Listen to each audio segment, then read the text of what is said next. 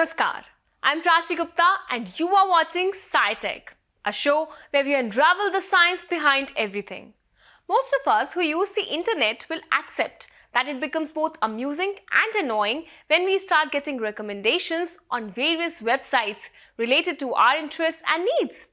This may make us wonder how the internet knows about our preferences. All this is made possible by the use of technology called artificial intelligence.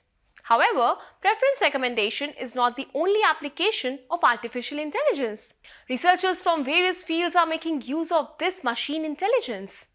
Let's watch this small clip to know how scientists are making machines intelligent and how we are utilizing it. Artificial intelligence or AI is a new buzzword in the technology market. Healthcare, e-commerce, education, banking, marketing, and many more areas are making use of this machine intelligence to reduce their burden of work and come up with quick results. But how do we make a machine intelligent? It is a question which would have crossed our minds several times. At the core, artificial intelligence is a way by which scientists are trying to simulate or replicate human intelligence.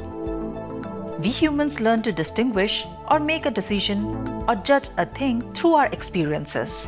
We recognize the special features that distinguish a monkey from a gorilla or a ball from a bomb. While our cognitive intelligence does this bit for us, the computers or machines have to be trained in this aspect. To make machines intelligent, we need to feed them with lots and lots of data related to a particular thing. Say for example, we feed a lot of photographs of lions to the computer. These photographs will be analyzed by the algorithms and it will come up with the features which are unique to a lion. This is called a training step. If this step is successful, then photographs of a lion and a tiger are presented to the computer and it should be able to pick the ones with the lion. This step is called testing. If the algorithm is able to perform well in testing, then it is considered good enough to be executed for the real-world applications. Like, the Indian scientists together with the international scientists have come up with a banana pest detection app powered by artificial intelligence. The developed algorithm is like a pest detection system that identifies pests using images taken by phone cameras. Such an app can be used by the farmers to accurately detect a pest and then an appropriate pesticide or a method to control the pests. Artificial intelligence is revolutionizing various aspects of life, and we are moving towards an era where the machines will be put to work and humans will rest. Sounds interesting, no?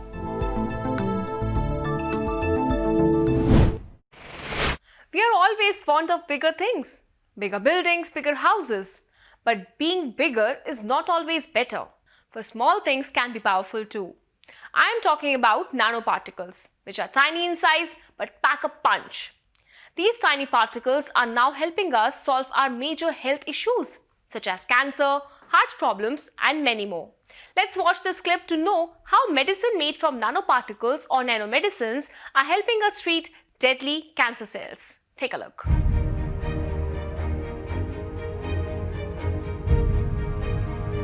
Imagine that policemen are chasing terrorists and the terrorists enter a crowded area to hide. It would then be difficult for the police to target the terrorists, as the bullet has high chances of hitting common people instead of the intended ones. The same happens when doctors and researchers try to kill cancer cells in a human body. While drugs or radiations are administered to kill cancer cells, it also adversely impacts healthy cells and might even kill them. This is one of the major issues that makes it difficult to treat tumors or cancers without side effects. Luckily, researchers have found a solution to this problem in tiny particles or nanoparticles. These tiny particles are called nanoparticles because they are a few nanometers in size. And a nanometer is 1 billionth of a meter, or you can imagine them as 1,00,000 times thinner than a strand of hair. The nanoparticles are 100 times smaller than the cells, and this small size allows them to easily be undertaken or absorbed by the cell. A nanomedicine made to treat cancer has nanoparticles with drugs inside. The nanoparticle has a cancer-specific ligand on its surface and therefore it only attaches to cancer cells. Here you can imagine the nanoparticle as a postman who delivers packages at the given address. Once the nanomedicine attaches to cancerous cells, it is taken up by these cells. Once inside, these particles release toxic drugs inside the cancerous cells to kill them. All in all, nanoparticles act as drug delivery agents, ensuring that only the targeted or unhealthy cells receive drugs, leaving the healthy cells unaffected.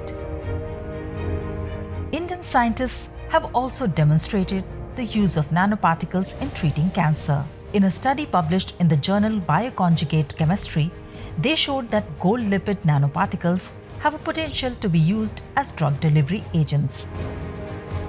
Interestingly, these nanoparticles can convert incident light into heat and increase the temperature of cancer cells, eventually killing them.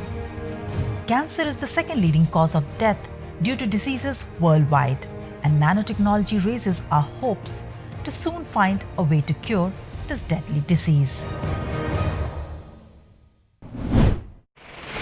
A human mother nurtures her child for at most 9 months in her womb before the newborn finally meets its parents. And if you think that 9 months are too long, then it may come as a surprise to you that many animals decide to pause their pregnancy and delay the delivery. Sounds strange? Check out the next clip to know why some animals pause their pregnancy and how do they do that.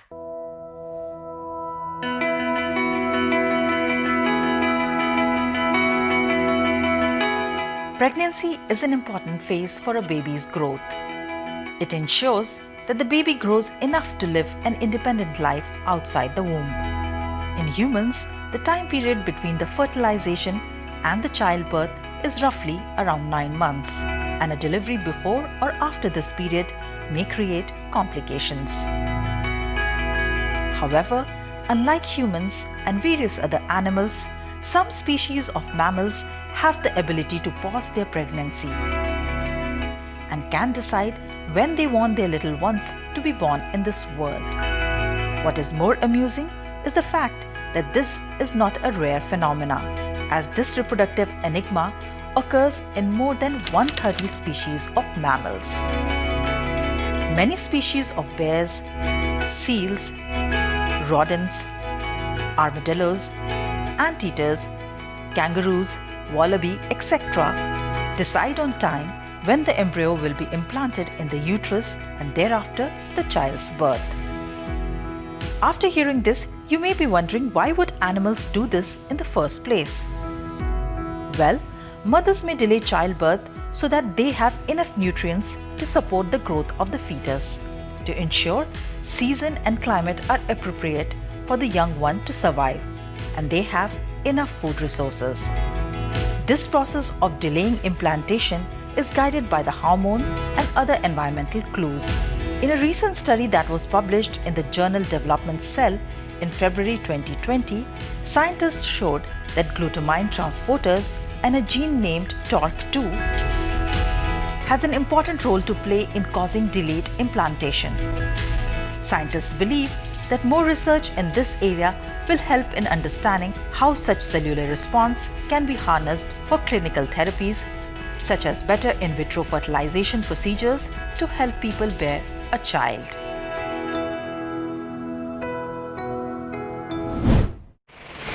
Time to wrap up this episode of SciTech. You can share your feedback and suggestions to us on the email ID flashing on your screens. But before we end, here is a fact of the day for you. Jumbos or the elephants have the longest pregnancy period of about 95 weeks or 660 days. Due to this long pregnancy period, the elephants only have 4 or less than 4 offspring.